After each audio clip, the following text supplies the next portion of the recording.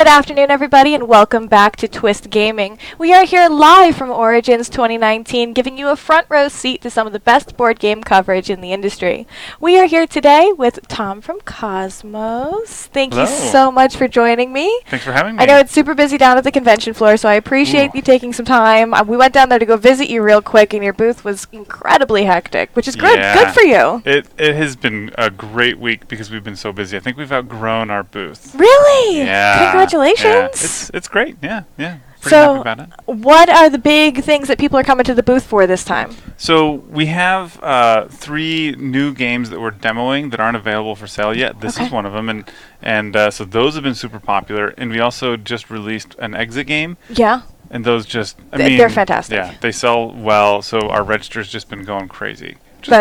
Again, that's great, right? Yeah. These are good problems to have. So you brought me, so what are the other 2 games that we don't have? And then we'll hop into the game that we do. So, the other 2 games, we have Imhotep the Duel, which is coming out at Gen Con, and that's a fantastic game. It's a 2-player game. It plays really quick. It's gives you the same kind of feel as Imhotep the base game, but it's faster and actually less combative, which is nice because for 2 players, it does something that few 2 players do, and that is it feels really nice and relaxing, although still having a lot of really good decisions. Okay, and is it a standalone? Yep, totally standalone. It's a whole new, whole new game. Very cool. And then what's the other one? Tribes. Tribes has been one that's been slowly gaining a lot of momentum. It's a civ building game. Okay. But it plays in an hour, which is fantastic. Oh, that's very good. That's real quick. Yeah, it's really quick, and it's designed by Rustin, whose last name I have a hard time pronouncing, so I won't pronounce it. That works. But he designed Nations as well. Okay. So he's got a great history of civ building games, but this one's just boiled down, streamlined, and very intuitive. Very cool. And you're demoing all of those games at the booth today? I am. So if my audience is at Origins, where are they coming to go check out the demos? 952. There we go. But the one game that you have to show us that we have front row seat for is? Roll for Adventure. There we go. Bring you over here. Look at that. Okay. So what is Roll for Adventure? So Roll for Adventure is a game where you and your friends are heroes, and you're saving the 4 realms from the Dark Shadow Master, or just Shadow Master, I guess. Okay. But, I've been reading the German cards, and so. Right. So this is a translation, because I saw there was a lot of talk about this for the 2018 Essen. Yes. So this was released in Germany already, and we're just getting the English version for Gen Con. So this what I have right here is all in German. Okay. But I've played it enough now that I. Now you read German? That works. Yeah. It's educational. Yeah. So, so you're protecting the 4 realms here, but at the same time, you're trying to beat the Shadow Master, or defeat him. Okay. The way you do that is by acquiring Power Stones. Power Stones, right here, let's see if I can. Look at that. These are the Power Stones, and in this scenario, the Magic Book scenario, which is the easiest, you need 5 of them. If you can collect 5 of them, you've defeated him. You win the game. It's pretty Seems easy, right? Yeah. You're just checking out books from a library. That's it. Nothing else. All right. How am I collecting these magic books? So on your turn, you're going to have a color of dice, and you'll roll your dice, and you assign them to these different spaces in the 4 realms. Okay. And if you're able to accomplish some of the goals, you'll get a Power Stone. But I knew there was going to be there's always but. Yep. So on my turn, I can assign the dice, and then I re-roll. So you chose those dice because the numbers match, and we're doing kind of Yahtzee style with the re-rolls? Yeah, you keep re-rolling until you've used all of your dice, which is a really cool idea. Oh, there's not a set. Is there a set limit of how many re-rolls you get? As many re-rolls as you need. Hey you have to put out a dice result every time you roll. Okay. So that's what I would have done on my turn. But at the end of my turn, one of the Shadow Master's minions is going to be released, and he's going to come and try and wreak havoc on one of the 4 realms. That's in this rude. case, well, that's their job. And don't hate them just for the job. So this guy, he's coming to destroy the forest, and what he wants to do is he wants to consume one of your dice. Okay. So that's what he's going to do, because there is a dice there. Ooh. So he's going to throw it into the vortex. That's rude. It's rude. If, however, we didn't have a dice there. Let's say that wasn't there, and he Right. comes. He's mad. He's going to hit us instead with a damage point. Oh, if wow. this makes it all the way to the end, Yeah. we die. That- So, And these little damage cubes, I just want to take a little caveat oh yeah, they're because great, they're absolutely fantastic. It's the little teeny tiny skull, and just the detail. right? Yeah, they're cute. They're on cute, it. Cute little scullies. The cute little scullies. Yeah. So it's a very interesting balance because what you're trying to do is accomplish these goals while they're trying to thwart you from accomplishing the goals. Right. The dice kind of have like a multi-purpose. They're protecting your realms, but they're also trying to get you the power stones. Right. So, and there's a way to defeat these guys. If you put a result of 6 or more on them, then they're out of the game. So it's a constant battle, and it really feels different than any other dice rolling game that I've played. A lot of kind of strategy depending on whether you're going to put your dice into a certain place in order to gain the advantage of it, or to remove a minion, or to protect yourself from the possibility of an attack. Yeah. That's a lot of... But it actually plays pretty, like, there's a lot of strategy there, and it seems like there's a lot going on, but the game plays really fast. Okay. And especially once you get going, you kind of get the hang of it. What's typical playtime? 30 minutes, 45 minutes. That's pretty Yeah. quick. Yeah. And how many players do we play up to? 2 to 4.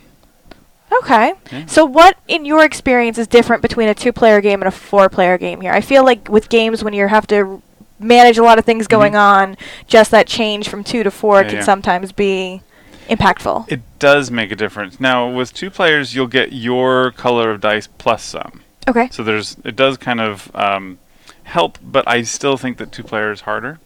3 players easier, and 4 players the easiest. But Always there's ways a but. to make this even harder. Not only can you increase the number of power stones that you need to beat the Shadow Master, these are all A side and B side, so you can make it harder by flipping these over. Oh. And there are harder minions that you can add to this deck. So are you... I know that these cards are all in German, and you guys are going to be doing the English Correct. print version, but are there specific starter monsters that you have to work with, or Yes. how do you tell what the different strength level of each of the minions is? So the strength, the minions that you start with are what you see here, and they all match one of the 4 regions. Okay. The other minions that you could bring in to make it more difficult are all like a red background, like there's a dragon, and he attacks all of the dice instead of just one region. Okay. So they get harder for sure, but it's easy to see which ones you need and which ones you don't. Fair enough. Yeah. And you talked about the books version being like an easy setup. What other kinds of setups are there? So this one needs 5. The magic book needs 5. Okay. The crown, what is this? 7. The sword is 6, and then the jewel is 8. Look at that impressive German reading there. The text or the images help a lot. Are there different stories behind each of this? Is there a narrative for the game, or is it all kind of blank slate? You're making it. You make Kinda your own up, story yeah, too. you make your yourself. own story. Yeah. Okay. My story is that dice never give me the result I want. It's not the But story. the I nice thing want. about this is, if you like me, constantly roll 1s, it's actually beneficial because if you roll a lot of 1s, you'll get the power stone by rolling 9 1s. Can I steal that gray board just so we can get a close-up look to it? Yeah. Because I was not going to ask for the green because that would have been very not helpful.